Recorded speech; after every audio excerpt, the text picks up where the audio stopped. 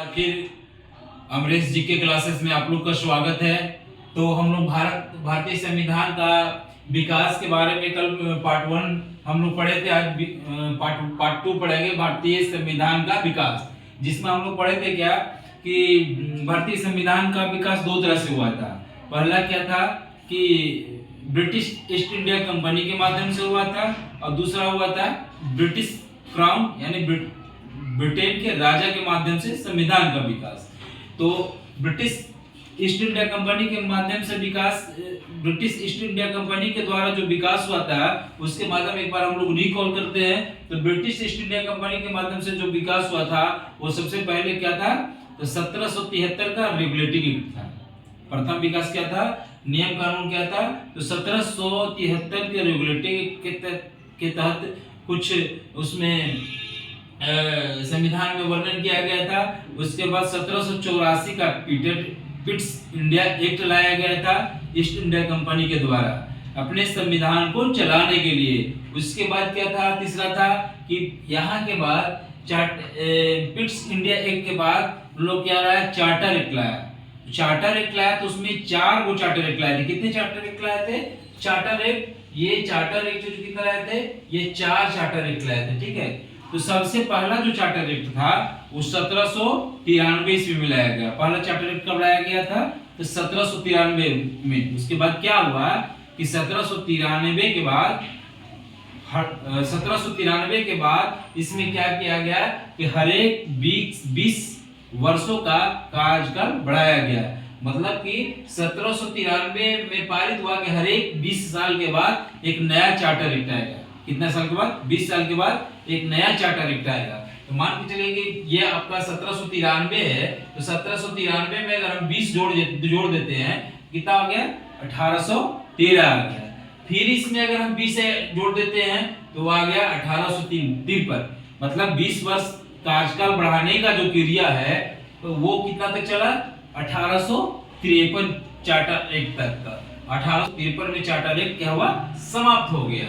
तो 1793 का charter act, 1813 ईस्वी में चार्टर एक्ट, 1833 ईस्वी का चार्टर एक्ट और 1853 ईस्वी का चार्टर एक्ट था। यहाँ चार्टर एक्ट का क्रिया समाप्त हो गया। उसके बाद ब्रिटिश राजा के द्वारा जो है से कि बनाया गया था, जिसमें आपका 1858 में भारत शासन अधिनियम, 1861 में भारत परिषद अधिनियम था, और 1892 में भी भारत परिषद अधिनियम आया था। 1909 ईस्वी में भारत परिषद अधिनियम आया था। यानी कि 1858 में भारत शासन अधिनियम के बाद तीन को क्या हुआ, भारत परिषद अधिनियम आया। कौन कौन? तो 1861 ईस्वी में, दूसरा था 1892 ईस्वी में, और तीसरा था 1909 ईस्वी में। 1909 ईस्वी के बाद फिर क्या हुआ कि फिर से भारत शासन अधिनियम आया। कब? तो एक आया, पहला तो एक हुआ था भारत शासन अधिनियम 1858 में, उसके बाद फिर आया 1919 में, और दूसरा आया 1935 में, और लास्ट में जो था वो भारत स्वतंत्रता अधिनियम था। अब हम लोग देखते हैं आज जो है वहां से आगे हम लोग बढ़ाते हैं। तो कल वाला थोड़ा सा रिकॉल कर देते हैं। कल वाला रिकॉल में हम लोग क्या पढ़े थे कि 1773 का रेगुलेटिंग एक्ट। ठीक है, 1700 रेगुलेटिंग एक्ट में हम लोग क्या देते, 4 गो पॉइंट हम लोग 1773 के रेगुलेटिंग 1773 के में देखे थे। हम लोग 4 गो पॉइंट देखे थे। कौन कौन? इसमें से 1773 में क्या था कि कर्मचारी को निजी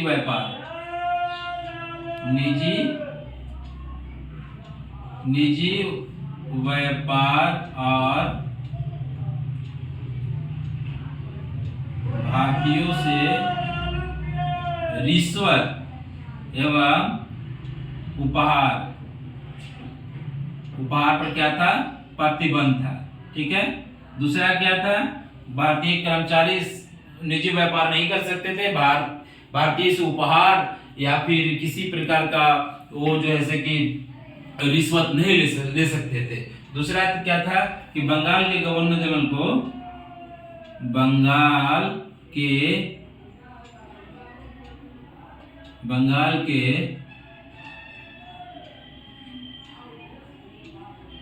गवर्नर को बंगाल का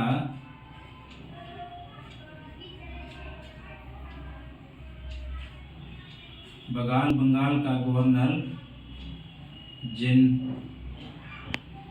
जनरल कहा गया। ठीक है। तीसरा क्या था, बंगाल के गवर्नर को क्या कहा गया था, तो बंगाल के गवर्नर जनरल कहा गया था। जो उसमें बंगाल के प्रथम गवर्नर जनरल कौन थे, तो बंगाल के प्रथम, यहाँ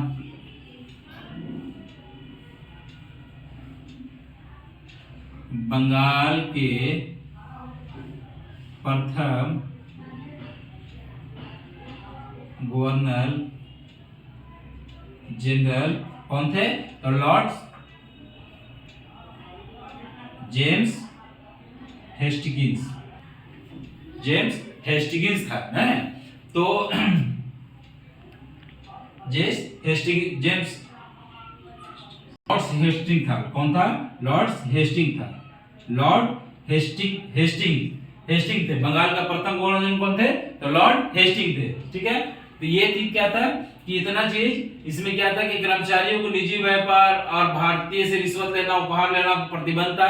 बंगाल के गवर्नर के गवर्नर जनरल कहा गया, जिसमें बंगाल के प्रथम गवर्नर जनरल कौन था, तो लॉर्ड हेस्टिंग था।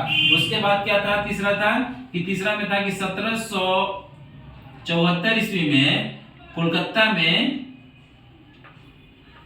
कोलकाता में एक उच्च न्यायालय की स्थापना किया गया था। क्या, एक उच्च न्यायालय की स्थापना,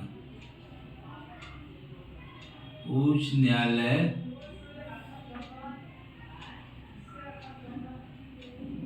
की स्थापना। ठीक है। क्या था, कर्मचारियों को रिश्वत लेने पर प्रतिबंध था। ठीक है। उसके बाद बंगाल के गवर्नर को बंगाल का क्या कहा गया, गवर्नर जनरल कहा गया। और चौथा क्या था इसमें, चौथा था कि प्रशासनिक और राजनीतिक अधिकार मिला।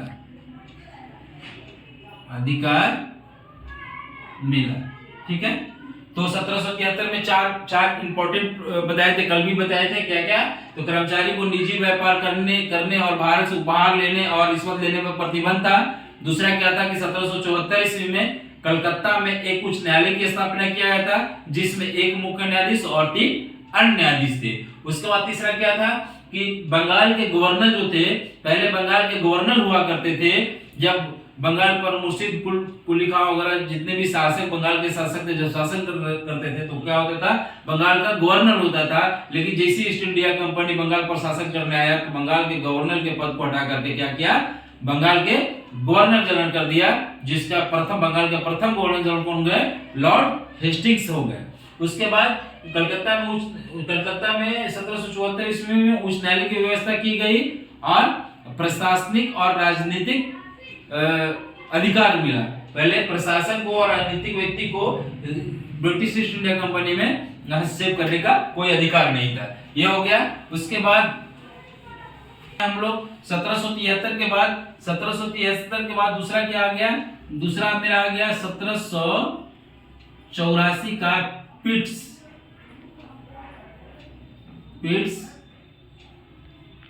इंडिया। ठीक है। पिट्स इंडिया एक्ट में देखते हैं, इसमें एक चीज का क्या था, दोहरी प्रशासन की व्यवस्था की गई थी। क्या की गई थी, तो दोहरी प्रशासन, इसमें दोहरी प्रशासन की व्यवस्था की गई थी। दोहरी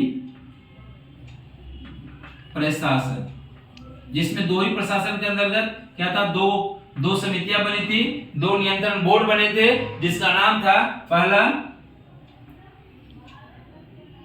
बोर्ड ऑफ कंट्रोल और दूसरा था बोर्ड ऑफ डायरेक्टर। यहाँ पे क्या देखते हैं कि बोर्ड ऑफ कंट्रोल को क्या था, राजनीतिक मामले में था, और ये था क्या, व्यापारिक मामला। ये राजनीतिक मामला का समितियां था या व्यापारिक मामला की समिति थी। तो 1744 में क्या था, दोहरी प्रशासन की व्यवस्था है, जिसमें बोर्ड ऑफ कंट्रोल और बोर्ड ऑफ डायरेक्टर।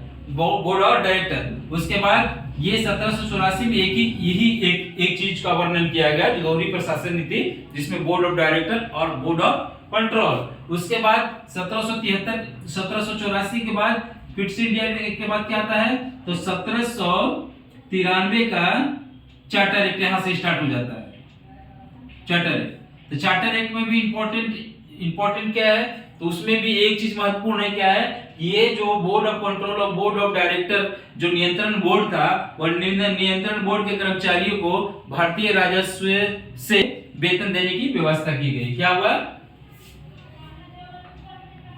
यहां पर लिखेंगे, नियंत्रण बोर्ड के कर्मचारियों को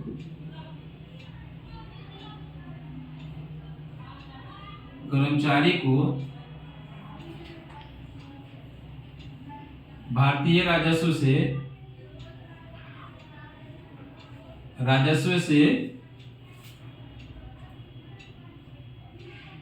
वेतन देने की व्यवस्था, ठीक है। तो 1793 चार्टर में क्या था कि नियंत्रण बोर्ड के जो कर्मचारी थे, उनका वेतन वगैरह कहां से मिलता था, तो भारतीय राजस्व से मिलता था। हो गया 1784 में फिट्स इंडिया के तहत दोहरी प्रशासन व्यवस्था, बोर्ड ऑफ कंट्रोल और बोर्ड ऑफ डायरेक्टर, एक राजनीतिक मामला था और एक का व्यापारिक मामला था। उसके बाद 1793 का चार्टर एक्ट हो गया, जिसमें नियंत्रण बोर्ड के कर्मचारी को क्या हुआ, भारतीय राजस्व से वेतन दिया जाता था। उसके बाद